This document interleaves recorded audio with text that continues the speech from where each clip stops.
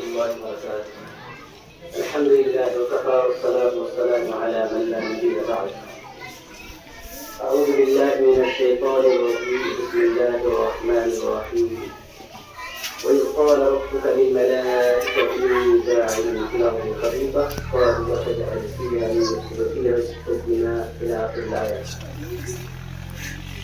معزز و محترم مہمانوں اعزاز اور میرے دینی بھائیوں، آج کے مرکز رشاد تعلیمی کی افتتاحی موقع پر میں سب سے پہلے اللہ رب العالمین کا شکریہ ادا کرتا ہوں، اس نے ہمیں یہاں اکٹھا ہونے کی توفیق عطا فرمائی اور سننے اور سنانے کا موقع عطا فرمایا۔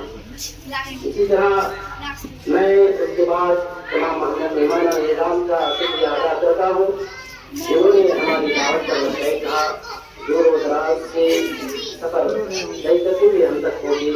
اللہ رب العالمین کی ان کی کوشش کو قبول فرمائے۔ اسی طرح میرے تمام علاقائی بھائیوں کا بھی شکر ادا کرتا ہوں کہ انہوں نے یہاں پہنچ کر کے ہماری حوصلہ افزائی کرنا۔ محترم سامعین، ہم ایک ایسے ادارہ اور سنستھا کی ابتدا کرنے جا رہے ہیں یا کر رہے ہیں جہاں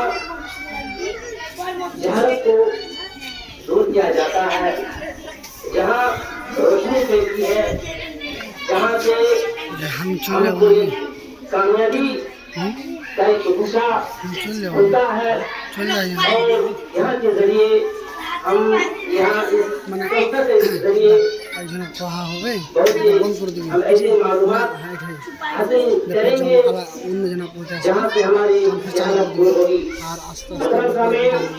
میں نے سورہ بقرہ کی ایک آیت تلاوت کی ہے جس میں اللہ رب العالمین نے جب انسان کی تخلیق کرنی چاہی تو اس نے حکمت اور مصلحت کے تحت فرشتوں سے مشورہ لیا کہ میں ایسی مخلوق بنانے جا رہا ہوں، اس سلسلے میں تمہارا کیا خیال ہے؟ میں انسان اور خلیقۃ الارض مخلوق بنانے جا رہا ہوں، اس سلسلے میں تمہارا کیا مشورہ، کیا خیال ہے؟ تو انہوں نے جواب دیا تھا کہ ہم ہی تو تیری عبادت کے لیے کافی ہے اور آپ ایسی مخلوق کو پیدا کرنے جا رہے ہیں جو لڑائی اور جھگڑا کریں گے۔ کیا سوال ہوتا ہے کہ کیسے علم ہوا کہ انسان جس کو ابھی تکلیف نہیں ہوئی لڑائی جھگڑا کریں گے، اس بات کا کیسے علم ہوا؟ اللہ بہتر جانتا ہے، لیکن ہم جانتے ہیں کہ اس دنیا میں انسان کی آبادی سے پہلے یہاں جنات رہا کرتے تھے۔ ممکن ہے ان کی لڑائی جھگڑائی آپس میں کرتے تھے، ان کا قیاس کرتے ہوئے انسان کو بھی لڑائی کرنے والے کہا۔ بہرحال اللہ رب العالمین نے ان کے جواب میں کہا کہ میں جو جانتا ہوں تم نہیں جانتے۔ پھر اللہ رب العالمین نے حضرت آدم علیہ السلام کو وہ تمام آسمان سکھایا۔ مفسرین نے لکھا ہے کہ وہ تمام نام جن چیزوں کا علم اللہ رب العالمین نے حضرت آدم کو سکھایا، وہ روزمرہ کے آنے والی جو چیزیں ہوتی ہیں ان چیزوں کا نام سکھایا۔ مثال کے طور پر اگر ہم گھریلو میں استعمال کیے جانے والے جیسے کوئی ہتھیار ہے یا چمچ ہے اور دیگر اس طرح کی چیزیں جو انسان روزمرہ کی زندگی میں استعمال کرتے ہیں، اللہ رب العالمین نے حضرت آدم علیہ السلام کو سکھا دیا اور پھر فرشتوں سے کہا کہ تم ان چیزوں کا نام گناؤ، تو پھر اس نے نہیں بتا پایا اور پھر جب یہی سوال حضرت آدم علیہ السلام سے کیا گیا تو انہوں نے ہر چیز کا نام ایک ایک کر کے بتا دیا۔ پھر اللہ رب العالمین نے کہا کہ میں جانتا ہوں تم نہیں جانتے۔ محترم سامعین، علم صرف تمنا اور آرزو کے حاصل نہیں ہوتا ہے بلکہ اس کے لیے محنت کرنا پڑتا ہے، اس کے لیے وقت لگانا ہوتا ہے، تب جا کر کے انسان وہ سیکھتا ہے اور وہ سمجھتا ہے۔ محترم سامعین، انسان کی زندگی بہت مختصر ہے۔ ایک انسان اگر بنا پڑھے لکھے ایسی وقت گزارتا ہے تو پھر اسے احساس ہو جاتا ہے، کیونکہ انسان کی زندگی محدود ہے۔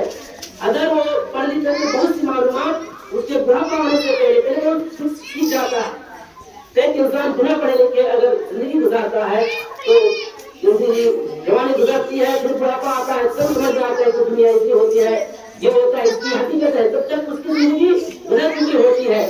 اسی لیے پڑھائی کا فضل کیا یہ وحی کے موقع پر جو آپ صلی اللہ علیہ وسلم کو پہلے وحی کی گئی وہ کیا جزا دی ہے کہ تم پڑھو، کیونکہ ایک انسان جب پڑھتا ہے تو اس کو سوجھ بوجھ آتی ہے دنیا میں کیوں آئے، کس لیے آئے، کیا کر رہے ہیں، کون کیا کرے، کیا کرنا ہوگا، ان ساری چیزوں کا علم ہمیں پڑھ کر کے حاصل ہوتا ہے۔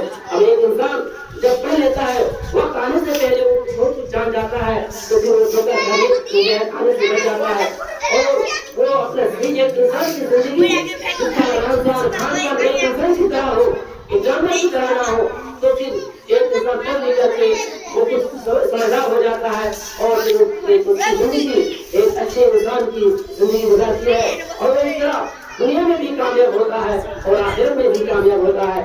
اس لیے ہمیں ضرورت ہے کہ ہم چاہتے ہی بھی اور چاہتے ہی بھی علم حاصل کریں۔ ہمیں ہماری پیدائش کا مقصد کیا ہے، ہمیں اس علم کے ذریعے ہم کو معلوم ہو سکتا ہے۔ کوئی بھی چیز ہم دیکھ رہے ہیں جس ہمارے سامنے ہے یہ بلا مقصد نہیں، یہ انسانوں کو بنایا ہوا۔ تو جب ایک انسان کا کوئی چیز کوئی کام بلا مقصد نہیں ہو سکتا ہے تو پھر اللہ رب العالمین نے یہ تمام مخلوقات میں اشرف المخلوقات کر کے بنایا ہے، اس کے پیچھے میں کوئی خاص مقصد ہوگا، کوئی خاص وجہ ہوگی۔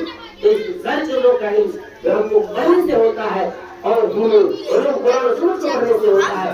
اس لیے میں زیادہ کچھ نہ کہتے ہوئے میں یہی کہوں گا کہ ہم جہاں کہیں بھی رہے ہم جو ہے علم دین حاصل کریں، اور چونکہ علم دین کے ساتھ ساتھ ہمیں دنیاوی علوم بھی حاصل کرنا ہے، اس لیے یہ ادارہ دونوں علوم کا ایک سنگم ہے۔ انشاءاللہ دونوں علم اچھے ڈھنگ سے دی جانے کی کوشش کی جائے گی۔ اللہ رب العالمین سے دعا ہے کہ اللہ تعالیٰ اس ادارے اور اس سنستھا کے جو بانی یا مؤسس ہے، جو کہ عزم ارادہ ہے، اللہ تعالیٰ ان کے ارادوں کو قبول فرما اور ان کی محنت کو قبول فرما اور اس ادارے کو قرب جوار سے لے کر کے دور دور تک کے لوگوں تک فائدہ پہنچانے کا کام کرے۔ یہ اللہ رب العالمین کی دعا ہے کہ اللہ العالمین تو اس چیز کو محنت کو ہمارے قبول فرما، آمین۔ تقبل یا رب العالمین۔ السلام علیکم ورحمۃ اللہ وبرکاتہ۔